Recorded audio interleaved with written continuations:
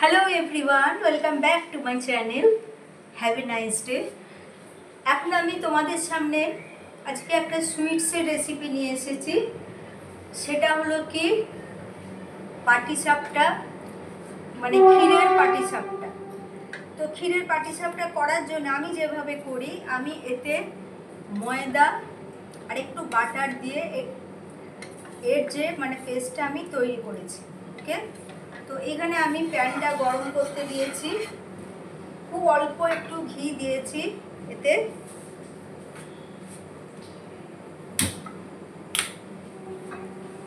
খুব অল্প ঘি দেওয়া আছে।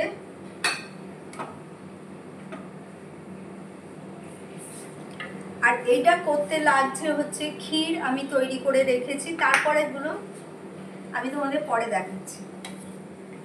তো ফার্স্টে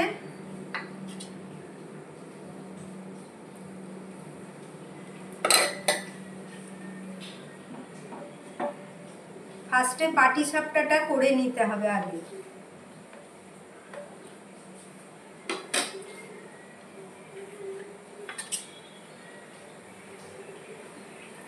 এর ব্যাটারটা তোমরা বুঝতে পারছো, দুধ, ময়দা আর অল্প একটু বাটার দেওয়া আছে।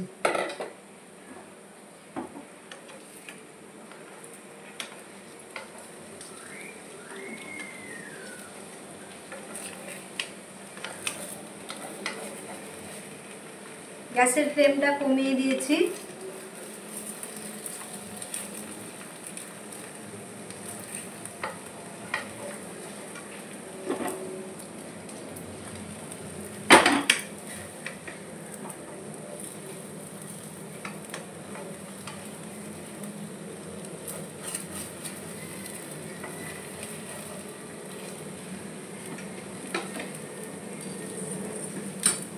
আচ্ছা, এই স্টেজে আমি এইখানে যে ক্ষীরটা করে রেখেছি, ক্ষীরটা কি করে করেছি, ক্ষীরটা হচ্ছে দুধ, মানে আমুল গোল্ড মিল্ক, মানে ক্রিম মিল্ক যেটা হয় সেটা দিয়েছি, আর আছে আমুল স্প্রে। আমি সবটা ভিডিওতে দেখাচ্ছি না, কারণ ভিডিওটা খুব লেন্দি হয়ে যায়, সেই জন্য। তো আমি এখানে পাটিসাপটার পুরটা সেটা আমি এখানে দিয়ে দিলাম।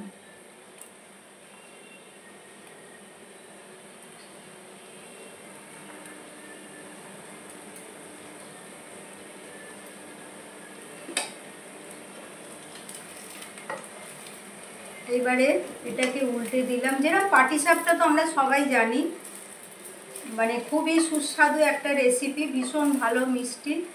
এটা মেন হচ্ছে শীতকালের জন্যে, বাট এখন সব জিনিসই সারা বছরই আমরা খেতে পারি।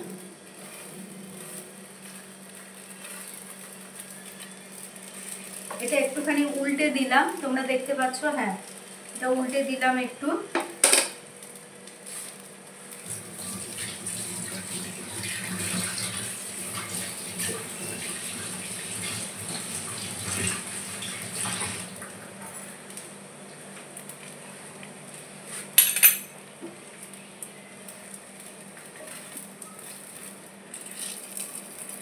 এটা কিন্তু আমি পুরো আমুল ঘিয়েতে করছি, এটা কোনো সানড্রপ কি কোনো অয়েল দেওয়া নেই। তো এইবারে আমি এটা এই প্লেটটার মধ্যে তুলে দিলাম।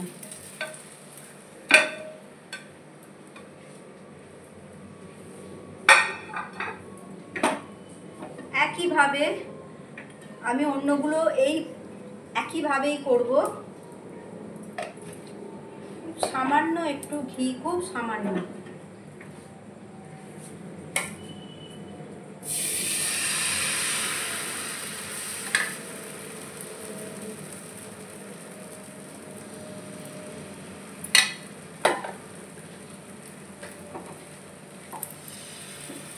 এটাতে কিন্তু কোনো বেকিং সোডা, বেকিং পাউডার আমি কিচ্ছু দিইনি, জাস্ট দুধ, ময়দা আর একটু অল্প বাটার।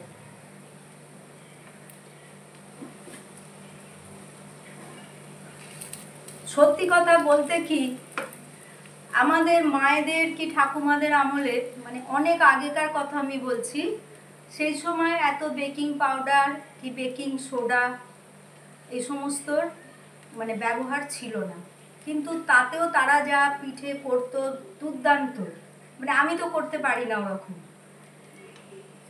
সে পিঠের টেস্টই ছিল আলাদা।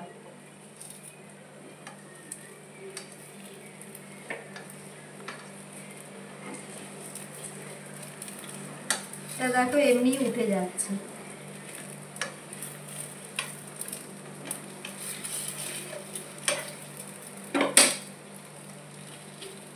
আচ্ছা, এখানে আবার আমি মাঝখানে এই ক্ষীরটা দিয়ে দেবো।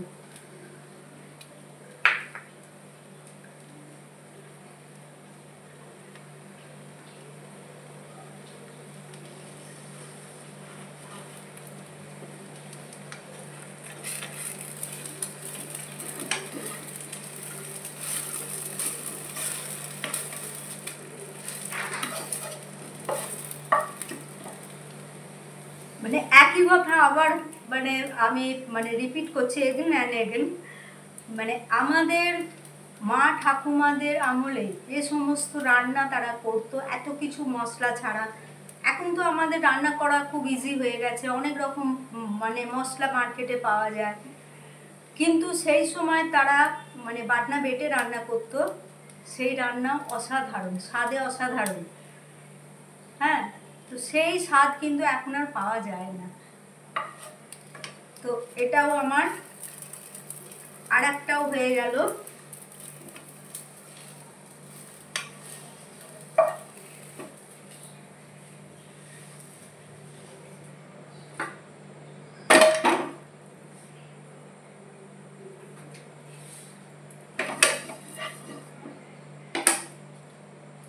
এইভাবেই আমি একইভাবে বাকিগুলো করে নিচ্ছি।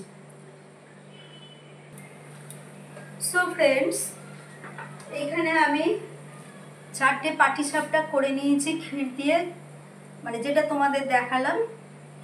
এইবারে যে কাজটা আছে আমার, সেটা আমি আগে তোমাদের দেখিয়ে দিই, তোমরা দেখতে পাচ্ছ। হ্যাঁ, আচ্ছা, এখানে আমি কাস্টার্ড তৈরি করে নিয়েছি, যেমন আমরা মানে দুধেতে গুলে কাস্টার্ড করি, সেইটা তৈরি করে নিয়েছি।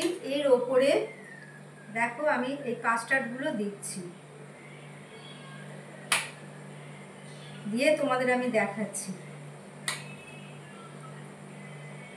এটা খেতে অপূর্ব লাগে, এইভাবে তোমরা বাড়িতে বানিয়ে দেখো, এটা দুর্দান্ত খেতে লাগে, সো টেস্টি একটা মিষ্টি। আচ্ছা, এইবারে এই স্টেজে দেখো আমি এখানে কেশর গরম দুধে ভিজিয়ে রেখেছিলাম। ওকে, তো এইখানে আমি কেশর একটু করে এর ওপরে স্প্রিঙ্কল করে দিচ্ছি, জাস্ট একটু মানে ছড়িয়ে দিচ্ছি।